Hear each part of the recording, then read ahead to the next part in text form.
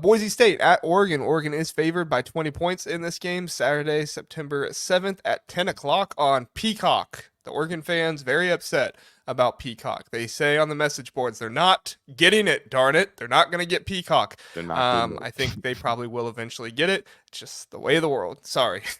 It's what's going on. So this is an interesting one for me. I also think that the offensive line has to prove a lot of things here. I tell you, the last game when Dan Lanning went for it, what on their own 30 or 40 or something like Yep. that on like 4th and inches. I heard some people saying they didn't like that. I love that, dude. I love that Dan Lanning knew his team was going to win. He wasn't concerned it was Idaho, and he went out there and he challenged his offensive line. He said, "You go get that first down. Like it's 4th and inches. We should not Yeah. be in this situation against Idaho." Now they didn't get it, so you know that offensive line is running this week. You know that they are not having a good week of practice right now. But what's your thoughts overall on this game, and maybe get into the offensive line a little bit as well? So Dan Lanning's fascinating, and I think the reason people didn't like that is because his aggressiveness cost them the first Washington game last year. Mm. Being a little bit aggressive, trusting the defense came back to bite him. Dan Lanning's always going to be aggressive. Now, it's funny because it's like you go play Idaho, who's not the best team in Idaho, and now you got Boise State the next week. It's like this is your, we're going to bring our very very best. And offensive line play Boise State, or at least the last game, was able to really rush the ball. The Gentry kid went for 267, averaging, I think, 13.4 yards per carry, which is absolutely ridiculous. They'll be able to move the ball up front, you would think. So now Oregon has got to prove it week. And I do wonder about Stein if he is going to keep the playbook pretty closed and vanilla like he did last week. I believe Dylan Gabriel averaged only 4 air yards per attempt in that game. And that's not going to fly later down the road, which I think that'll probably change. But this is a little baby upset alert, maybe just we have you on fraud alert. If you look bad again against Boise State, I'll start kind of the yellow flag. Hey, this team might be a little bit more fraudulent than we once thought. But I expect Oregon to put them away and kind of make a statement coming off of the embarrassing, I can call it, Idaho performance. Yeah, I mean, it was embarrassing. Not only the offensive line performance, but I think what you're saying about like only 4 air yards per attempt. Like, I think I That's looked up abysmal, this. Jared. Like that's It really is. bad. I looked up the PFF stats, and 39 of his pass attempts were under 10 yards or behind the line of scrimmage. Yeah, Like, they ran like 10 push sweeps yeah, to like pad his completion percentage. yeah. Like get super serious, Dan Lanning. Yeah, like you have Tez Johnson. You need to send Tez Yeah. Johnson deep, and you just need to throw it up to him. And Evan Stewart, like you brought Evan Yeah. Stewart over, paid him a ton of money because I know Phil Knight opened that checkbook just to do what? Push sweeps? Like get super serious, Oregon. Yeah, I mean, everybody is always going to use the excuse of like, well, we weren't showing that much. It's week one. It's vanilla. I hate that because at the end of the day, you need to practice your stuff, not just in Right. practice. You need to actually have it live in the game. And so I don't buy into that stuff as much as some other people do. And so for me, like, if they were being vanilla, like, okay, I think that's a bad choice personally. But if you were being vanilla, you need to open it up this game. You need to be throwing your wide receivers down the field way more often. You need to be throwing it outside the numbers much more often. I mean, we have got to see Dylan Gabriel actually spread the ball around more. Now, switching over to the defensive side, I thought the defense played well against Idaho. They did score 14 points, but if you look and watch the game, they scored 14 points off a trick play and off a Yep. broken play that Oregon, honestly, they did a pretty good job covering it. There was just one spot that I don't even remember if it was the quarterback, the wide receiver, whoever had the ball, he just found the spot and they were in the red zone. It was really because of some special teams errors and some offensive errors with not being able to move the football that Idaho got in a couple situations where they had favorable yardage to be able to score, and they capitalized on it. So you can argue that Oregon didn't do a great job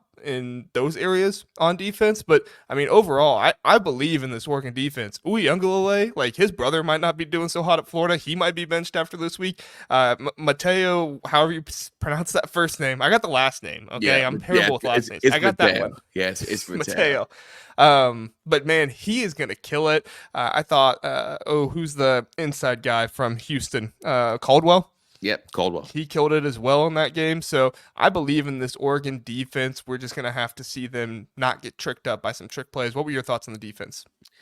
It's funny. I had 2 thoughts. Mateo made the right choice. Don't try to be a quarterback, big dog. You're 6'4", 250. Go put your hand in the dirt. DJ, your older brother should have probably followed suit. The second thing is, it's funny because watching Idaho play, it almost seemed like they were surprised to find themselves in scoring positions.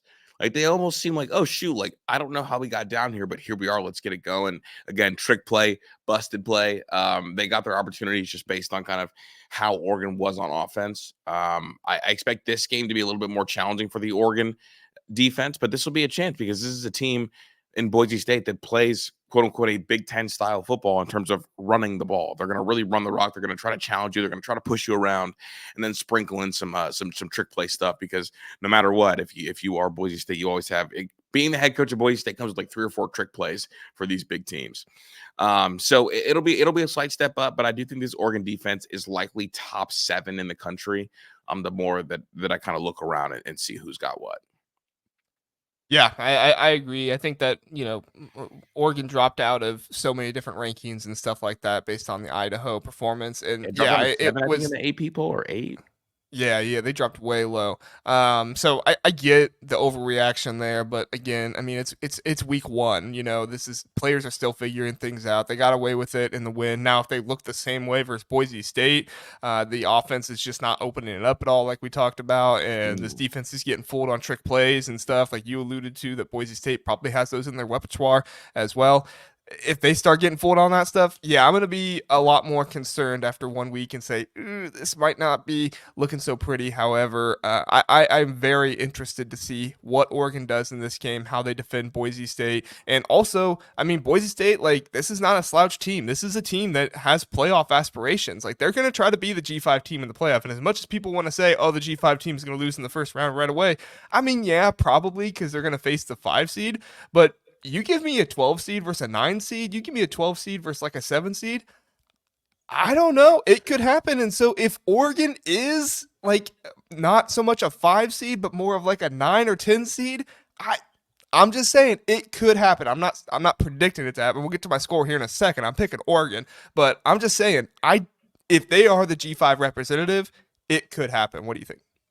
Yeah, I mean, in Boise State always feels like that team of fate, that team of destiny. There's like an ultimate belief there, and it feels like the tradition of upsets is like in their blood. They're good enough. And if you have like one player, a singular player in Gentry, the kid from Florida, who can take over games, that always like gives you a real chance. And I don't know what they feed those linemen over there in Idaho, but they all got some strength.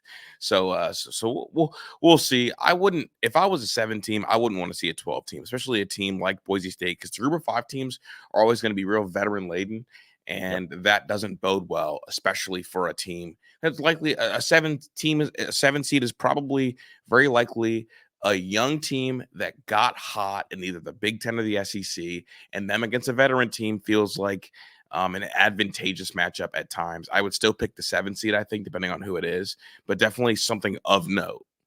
Yeah, for sure, for sure. I just realized Brian Myers is here commenting, and I didn't bring any of them up. Sorry, Brian. He says, "Go Bucks." Chris loves Harbaugh. I know. Hashtag Kris loves Harbaugh. Yeah. I know you love cancer, Kris, but love cancer. Just kidding. Big anti-cancer guy. Yeah, you'll have to watch the Minister Sports show to get I've seen his ad on He doesn't actually love cancer, people. You have to watch Minister Sports. I had a misread. Live radio, right? It happens.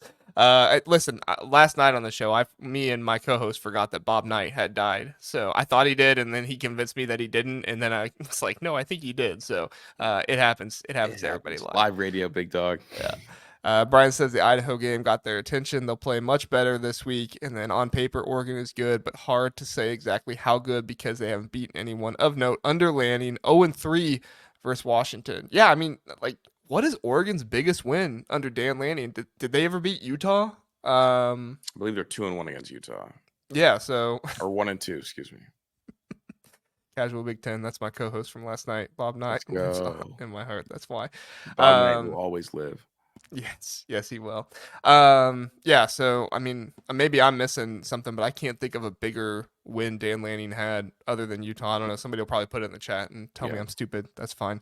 But off the top of my head, I can't think of one. So, score predictions, Kris. My score prediction in this one, I'll just go first again. I'm going to pick Oregon in this one, 34-17. I think that Oregon figures some things out. They move the ball much more efficiently. I think the offensive line does better. I'm not going to say they're going to have a great game. I think they do better and they build off of it. But I also think that Boise State is going to have some success running the ball. Like I said, that defensive line is is nasty and they're very good, but I think they're going to find a drive or two, and they might have some good field position that they capitalize on. Who knows? There might be a trick play in there, but I think that probably 34-17 is my pick in favor of Oregon. What do you got, Kris?